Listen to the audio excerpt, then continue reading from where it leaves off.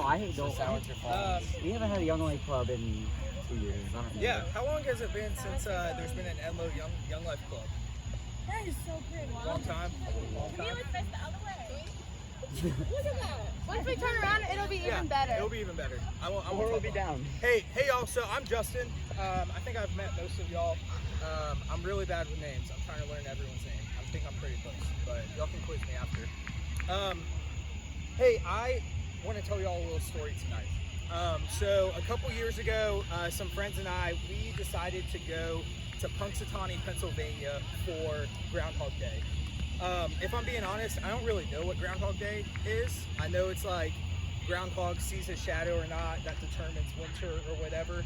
But regardless, not knowing what it was, we still went anyways. And so we drove through the whole night to get there. We got there around like 1 o'clock. We slept for like an hour, and then at 3 o'clock, after a mile walk uphill in the snow, we were at the fairgrounds, right? So Groundhog Day is like beginning of February, and we're up north in Pennsylvania. It's 10 degrees, it's snowing the whole time. I've never been so cold in my entire life. But I say all that, I don't know what I was expecting for Groundhog Day, but what I experienced surpassed every expectation that I ever could have had. As soon as we got there, the first thing that we saw was a bunch of dudes in full tuxedos wearing top hats. Come to find out, these dudes are the Groundhog Club's inner circle. And so they're in charge of taking care of and protecting Phil the Groundhog all year long. So that's the first thing that we see. We get there at 3 o'clock, and by 3:30, there was already 200 people there. And Phil doesn't even come on stage until noon. And so from 3 a.m. until noon, we're standing outside, 10-degree weather, freezing, and the whole time there's musicians playing on stage, there's magicians, there's historians, like a whole bunch of entertainment. And that all leads up to a grand fireworks show right at noon when Phil comes on stage, okay? And I've been to Monday night football games in a indoor arena. I've been to sold out college football games. I've been to concerts, but nothing was louder than the roar from the crowd when Phil the Groundhog came on stage. It was crazy. And so after that, we stood in line for an hour and a half just to get a picture with the groundhog. And I say all that because that was an experience that I wasn't expecting, but it was 100% worth it. And so this semester, we're going to talk about a guy that was consistently doing things that people weren't expecting. So this guy's name is Jesus. Some facts about Jesus. John 1:1, in the beginning was Jesus, and Jesus was with God, and Jesus was God. So Jesus has been around just as long as God has. John 1:14, Jesus became flesh and made his dwelling among us. Jesus is God with flesh on. John 11:35, Jesus wept. Jesus is fully human and fully God. And then Matthew 3:17, and a voice came from heaven said, "This is my son, whom I love. With him I am well pleased." The last fact about Jesus is that Jesus is God's son. And we're going to talk about a lot of the things that he did this semester. And I want to ask y'all to let yourself be amazed at it. Right? We might talk about Jesus walking on water. And don't just let me say that and have it like brush off your shoulder. Like really take that in. Dude walked on water. Like, can you imagine if I went out to the lake right now and tried to walk on water? Like, I'd look like an idiot.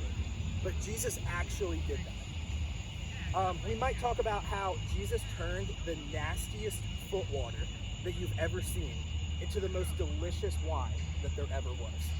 Like, that's crazy.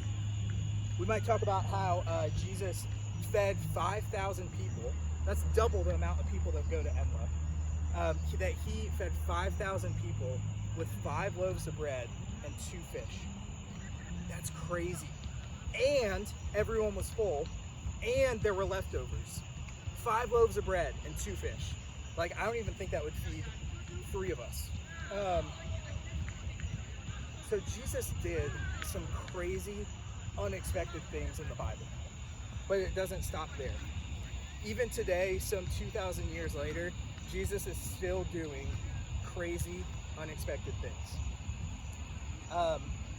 He did them in my life, and I really think that he wants to do it in your life too. See, everyone here is probably in a different place. Right now you might be thinking, you know what, Justin, I've heard all this before, I believe in this, like, I don't need to hear this again. That's okay. I just ask, like, I ask all of you the same question, no matter what place you're in.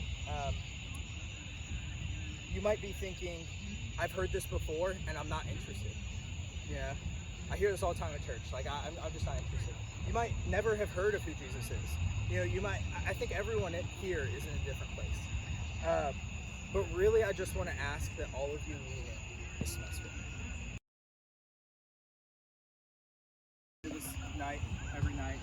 And I just ask for those 10 minutes, just silence your phone, put it away, and that was my phone, sorry about that. Silence your phone and just listen for 10 minutes to what the leaders have to say. Because I really think some crazy, unexpected things might happen. You know, I think whatever you're expecting out of this, maybe Jesus wants to do something completely different and completely different. I'm gonna pray, and then we got 2 or 3 announcements that I want to tell you all real quick. Hey God, Lord, thank you for Enloe.